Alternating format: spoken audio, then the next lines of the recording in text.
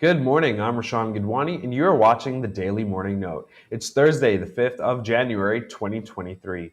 Today, the trade of the day is Mapletree Pan Asia Commercial Trust. You can buy at 1.68 Singapore dollars, the stop loss is 1.64 Singapore dollars, and you can take profit at 1.78 Singapore dollars.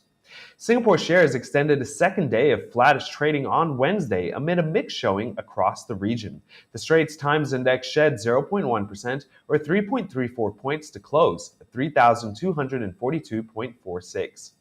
Lian Group Limited announced that the wholly owned subsidiary of the company, LS Construction Private Limited, has secured a new construction project. With the inclusion of this project, the group's construction order book in Singapore stands at approximately 1.9 billion Singapore dollars, which will provide a sustainable flow of activity through financial year 2027.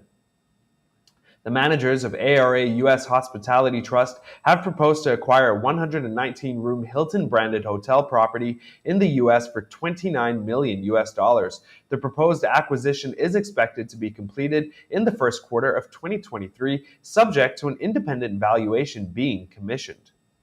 Leverage ratios should remain below the mid-40% levels at Keppel Pacific Oak US REIT and Prime US REIT, according to market watchers. Both are Singapore-listed real estate investment trusts with office assets in the United States, where occupancy ratios remain below pre-pandemic levels on average.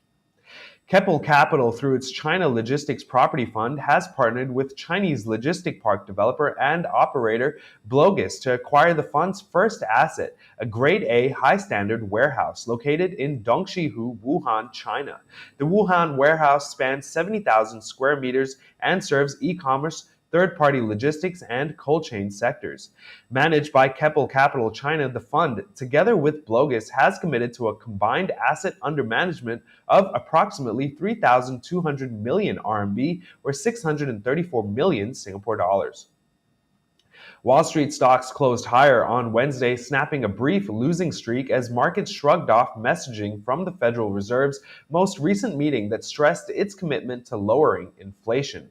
Fed policymakers do not expect it will be appropriate to start cutting interest rates this year.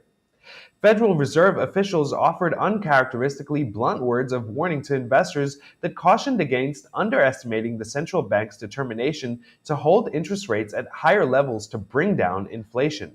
Minutes of the Fed's policy meeting last month, released Wednesday, highlighted the tricky communications task that has vexed the central bank over the past 6 months.